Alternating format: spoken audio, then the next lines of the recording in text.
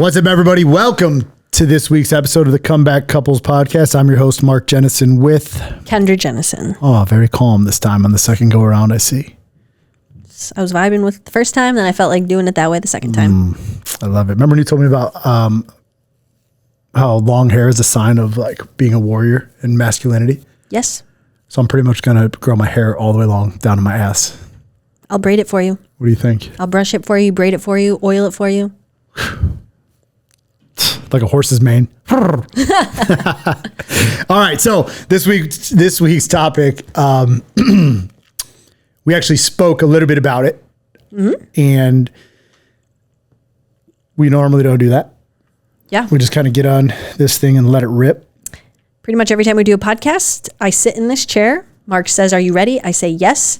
And he's like, "Can't wait to surprise you with what we're talking about." And actually, I do like to do it that way. I like to keep what comes to my mind authentic, and I don't want time to prep and like have these answers of Interesting. I do think there's a spot and a place for that, but I was actually talking to Kevin this morning about it, and I'm like, because I'm reading that book on Arnold Schwarzenegger right now, like I just really like Arnold, you know, and you don't amass the success that he has. He knows a thing or two, right? Very simple, but knows a thing or two. And he was talking about the amount of reps he would do, one in bodybuilding, but then two in like to become the leading man of Hollywood, which I never really realized how big he was until looking at it now. And then when he became a politician, but like just outworking and outperforming in reps and knowing what you're saying and being prepared. And actually the conversation I had this morning was, I think I've got us to this place. And we had a conversation before I left, actually, like, I just don't feel professional. Yeah. And that might not be the right word, but. No, I don't think I think you're very professional. There's no doubt in my mind that you are the best in the world at what you do. And I've told you that many, many times. I have no doubt about it.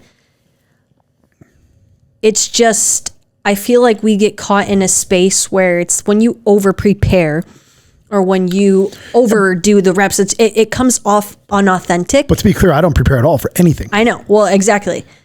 And I feel like there comes a time where it becomes unauthentic. A lot of the time when you like over prepare and you sound robotronic and like you're just reading from script. And I know that doesn't sit well with you. And I actually love to over prepare. I'm like, okay, this is what I want to say. I practice it in the mirror. This is how I want to do it. I overdo it. But what's been really great for me at the podcast is it gives me the opportunity to speak authentically and freely and not do that. And I also think that's a really amazing way to practice speech and, you know, put words into play on the spot, which is also an important, you have to have both for communication purposes. So I think it's cool. I mean, I think for me, like I'm a very good communicator, right? Phenomenal. Very good, especially when I get channeling from God or like I'm on the flow state. But like, I ask myself, what would it be like? What level of success could I amass if I actually prepared? 100%. I think it would do. Because this is all done off of like just pure heart, passion, heart, and kind of getting into the topic here a little bit. Like I just didn't give a shit what anybody thought, and I just wanted to push the message out. But now I wonder, like, the message is out. Now, how do you take the message and exploit it? We'll use that word, but like make it so powerful, so good, so many different angles and this nucleus of power just where like I can speak on this thing. And maybe it's just in my head, but yeah. I definitely think that you speaking so freely and not doing things off the seat of your pants because you are a professional at what you do in the sense that you are the best in this space. There is no one better. Full transparency, it's not hard. It's for me. Anyways. Sure, it's not hard for. Well, exactly. That's. I'm sure if you ask Tony Robbins if it's hard for him to speak about what he speaks about, he'd be like, "No, it's not hard at all. I just, you've put in the work, you've put in the reps, you've done everything." I think as far as like an extra added part of like professionalism, preparing, having things laid out, a more solidified calendar as far as productivity and production. Productivity, yes, thank you. I think you would thrive in it, and I think you would love it. Now that you're at a space where you feel like you need it. Because before, you were just like, I'm going to rattle off on this call today. The guys are going to love it. I'm going to pump them up. And you do every time, and it works. Even though you're the best in the world, and so-and-so could be the best in the world, and this man and this woman could be the best in the world, doesn't mean you feel creative all the time or you have that flow state all the time. and you're not always in that state, you put yourself in the state and you still make amazing calls. I think that if you had a schedule or something for more, like I said, productivity, it would make it easier for you to be like, instead of showing up and saying, okay, what do I have to talk about? How can I fire these people up today? What's the message? You know, on the days that you didn't feel so creative, you'd be able to sit down and be like, oh, great, I'm talking about commitment today. Fantastic. Right. You know? So long-winded way of saying I think both are great. Yeah, but it's going to wrap into what I want to talk about, which the topic is, I am not an exception. Yeah. You are not an exception. Yep. We are not an exception. Because that's the topic we wanted to speak about. Yes. But when I looked at it,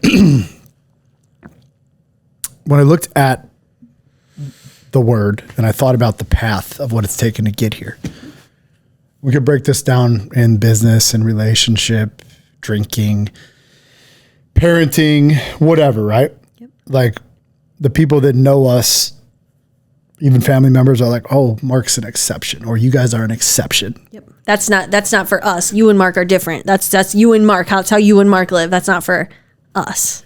And I don't believe in any of that shit. It was a very interesting. So I'll kind of tell you guys where this context came from. This past weekend, I went out with my mother, my sister, and my sister-in-law, who are just so fun. They're amazing. I love spending time with them. Conversations. We haven't done anything together in a long time. We went to a ballet in Milwaukee, the Dracula Ballet. So it was really fun for us. We went to dinner. We're going to go to the ballet. Anyways, as dinner conversation gets brought up, and we're just sharing like parts of our life and parts of relationships, and we're talking about business and money. And more times than not, I just kind of sit and listen. I think I enjoy that better than like just speaking and being, you know, I just want to hear what you guys have to say. I love that you're happy about your life. I love that you're figuring things out, right? But anytime I would chime in or I would add, well, how about you guys think about it in this way? Or no, this is actually possible. I was met with, well, no, that's just you and Mark. Mark's the exception. You and Mark are the exception. And I didn't fire back and I didn't say, that's not true because we're not special. Mark just so happens, I just so happen to do the reps, put in the work, and I don't freaking quit, you know? And that's very hard to say to one people you love, because I don't want to sit there and I don't want to continuously like, no, you guys can do it, and just have them, they don't believe it themselves yet. There's a lot of like self-limiting beliefs and growth that they still have to achieve if they so desire to achieve it. That's not my place. You know, I'm just here to have a great time and see a ballet. But it was interesting anyways to hear them continuously say, anytime I would chime in with something, a different perspective or something more positive or a different outlook, it was always, well, no, that's just you and Mark. And to be clear, this isn't just for them, right? Those are families and people we love, but yeah, there's people out there every day that look at the life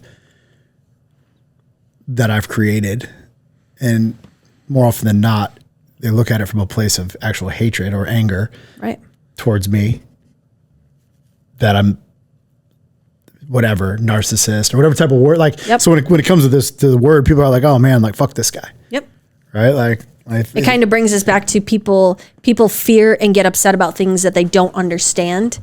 And that's not a diss. And that I'm not saying that to be patronizing. I'm saying that because I was that way in a lot of things where I was, and I didn't have the self-awareness or the capability to take a step back and reflect on things the way that I can now. You know, and I feel like that's been one of the most powerful tools that I've ever been given, and that you actually taught me, and I think I've said that before, where I'm able to, okay, if this guy that says he wants to be the number one recovery method in the entire world, replace AA, like fill the world with power and positivity and community and teach people how to build their life up, and then, you know, you're stating that powerful message, I would never look at that or look at anybody else now, this Kendra now, and say, oh, what a crock of shit, or this guy's full of it. I would say, okay, why is he thinking this? I would just question like so many different things. Why do you think people think that I'm an exception, or that we're but why do you think that they think that I'm an exception? I think it's a lot of different things. I think it's the way you carry yourself. I think it's the way the conversations that you partake or don't partake in. I think it's because you do have a business that makes money. I feel like because you are such on the opposite end of mediocrity. I'm on such the opposite end of mediocrity that I think I live a mediocre and average life because it's never good enough to the dreams and the goals I have for myself, because I'm so fucking far away from what I see for myself that it just fucking drives me crazy. Yeah. And I feel energies are very sensitive around anybody. I feel like people sense that and they feel that. So they automatically place themselves in a box that's just like, oh, okay, that's for Mark and you, or that's just for Mark because he's so hardcore and all these things, but it's not for me. Like, and I'm like, it is though. So that's it, right? And I wanted to touch base on it. It's got nothing to do with me. It has nothing to do with you and everything. It's got nothing to do with me. Them. And then because like when I look at people that are like killing it in life, there's a lot of people that far surpass me and superior and make more money, have bigger businesses, have bigger brands. I don't know that. I think we hold a pretty good level of purpose, which is hard for many business. Like I know that I might not make the most money, but I can go toe to toe with purpose. I mean, Ryan and I just did a call where like people were praising us, which I don't love the praise, but they're praising us for the work we do here at IAMACOMEBACK. So in the spiritual bank account and like what we do there, like I think when it comes to like a business meaning and like getting up every day and making the world a better place, we're really good at it. Definitely. Can I say we're the best? I don't know. I mean, there's just there's all different types of struggles. When it comes in this struggle, we're very good. We make an impact on it. But when I look at when people saying that it's an exception or I'm an exception or we're an exception or the relationship we have is an exception, or even when it comes down to drinking, that like, oh, well, Mark's the only one that can look at it from, because I've heard this from people too. He's just so narcissistic. He's such a narcissist that he just believes and he's in denial that he actually had a drinking problem. He's just a hard drinker. He didn't really have, they start fucking justifying what it looked like when I stared in the mirror and wanted to kill myself. Yep. Right? When I didn't get to see Phoenix for 5 months, when I had no fucking money, when the government was wanting to take my stuff, when my mom and my dad and my brother didn't want nothing to do with me. And I would drink and I would puke blood and I would shit blood and I would be sick. The people on the outside, like, this guy's never drank. And they have other people that are like, oh, he's just so full of shit. Or there's people that say, well, he's an exception because he doesn't have a disease, so he can claim it. Sure. It's never to do with me. He's the one that got out. What about the X amount of other people? He got lucky. He got lucky. Yeah, exactly. It's a disease. Or it's just not going to hit him yet. Yeah.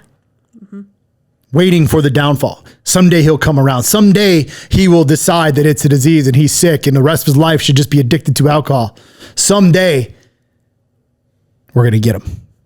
Which is an interesting way that people have to perceive life, because even if that was their truth and this is what they choose to see, I feel like I'm a very intelligent, like with it human.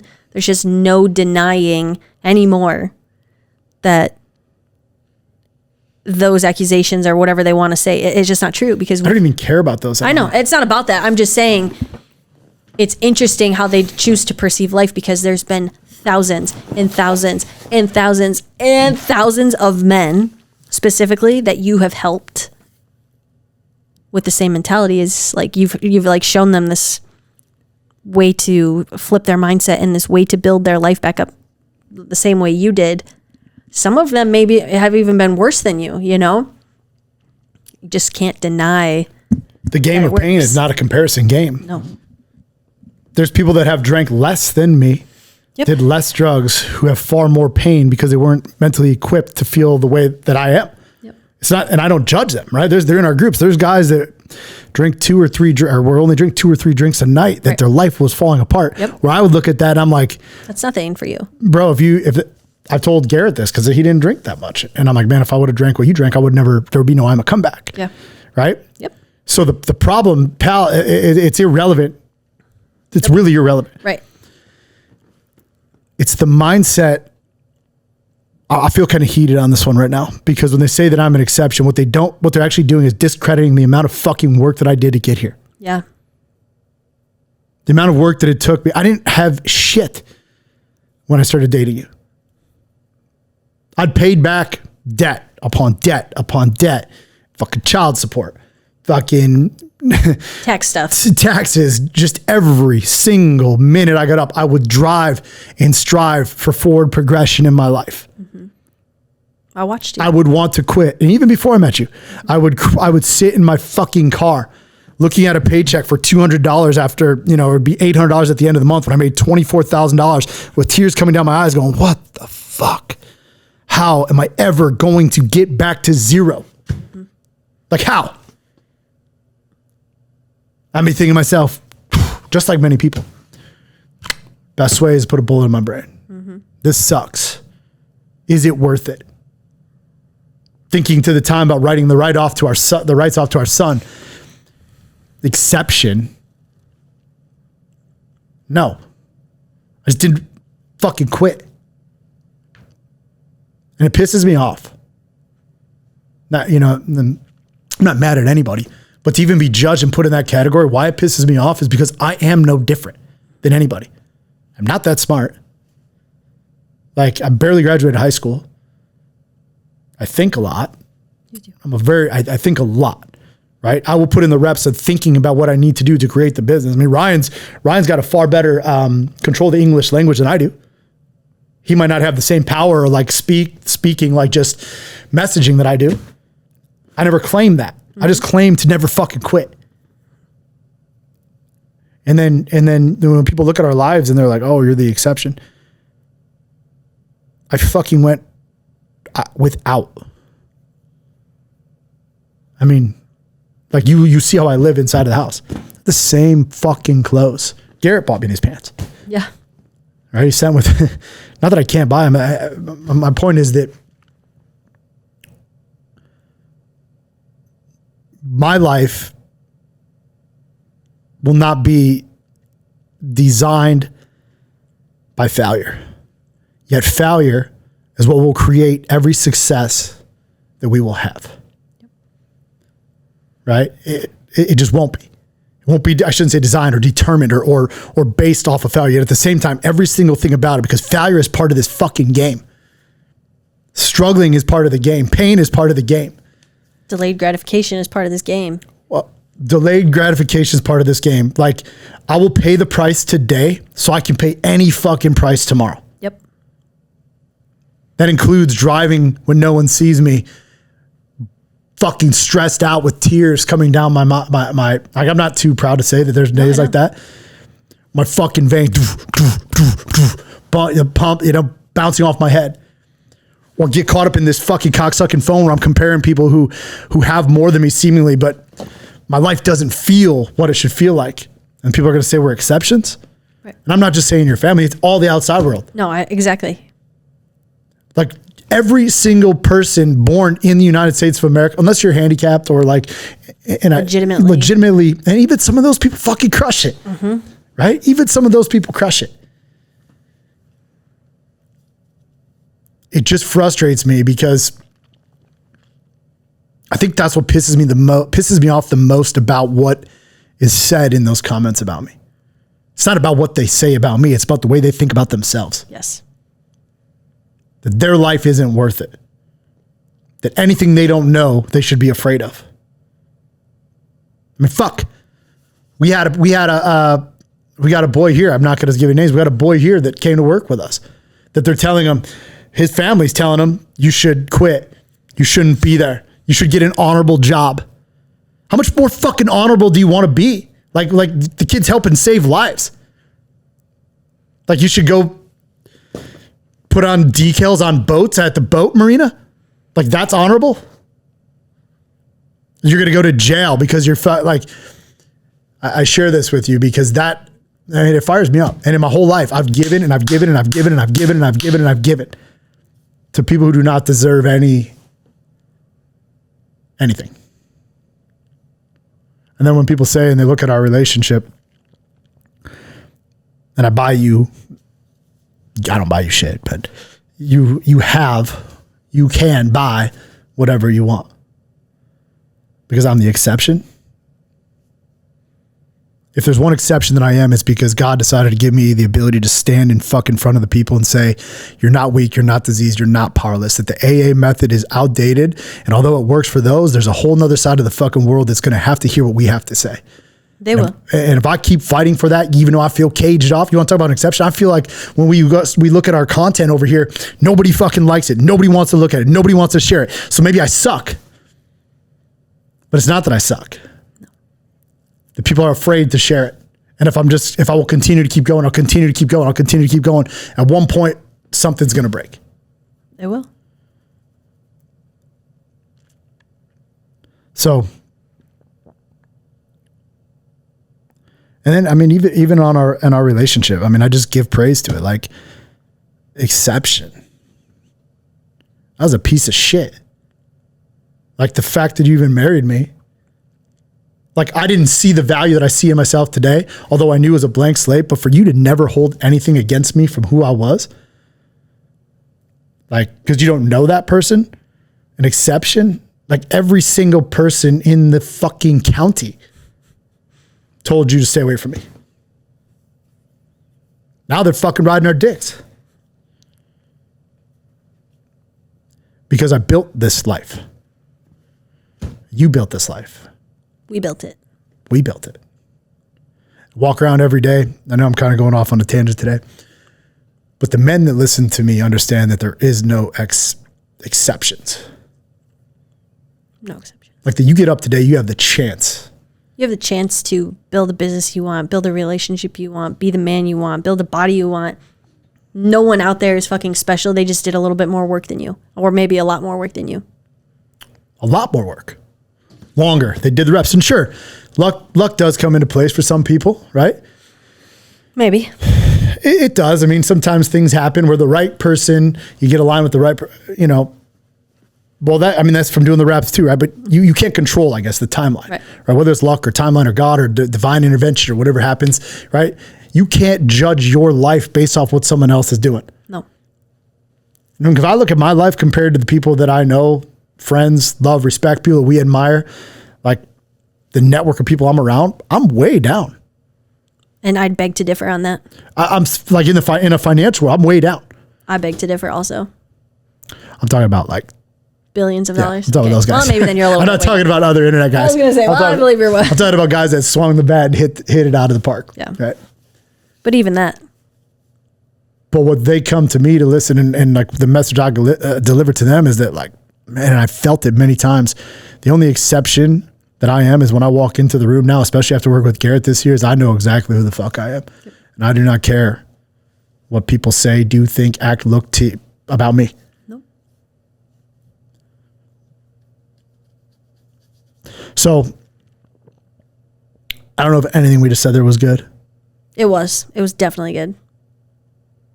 It got me all fired up too. I was like, you know what? Panty splashing. He is right. I just think that, and I know we're gonna. Do you have anything else you want to add on that? No, that was perfect. You're awesome. I don't try to be awesome. I know. I think there is this thing, right? If you want to talk about how to not be an exception, is like you just have to just know what you want, and it's not always clear. Anyone who tells you that it is full of shit. Yeah. Like there's a lot of times every day I get up and I'm like, I know what I want. I know where I want this to go, and I'm so far away. And the only exception that I will play today is that I will actually be willing to continue to pursue the life that I'm after, the want, the need, the desire, the happiness, the freedom, the kingdom, at whatever cost it comes. Yep. Even my health. Even your health, which it scares me. I know it scares you. Like we talked about that. We talked about that recently, right? When I got back the test that says, if we hadn't caught this by the time, if we hadn't caught this, you'd be dead by the time you're 60. And my immediate response is, well, how do I do 30, 40, 50, 60 years worth of work in 5 years? Mm-hmm. That's the exception. I'm willing to die for what I believe in. Yep. To give my family everything they deserve. Most can't say that. Sounds good to say it. They don't really mean it. You have anything you want to add? I do not. You're very quiet. You crushed it. All right. Well, that's it for this week's episode of the Comeback Couples podcast. We'll see you next week. Peace.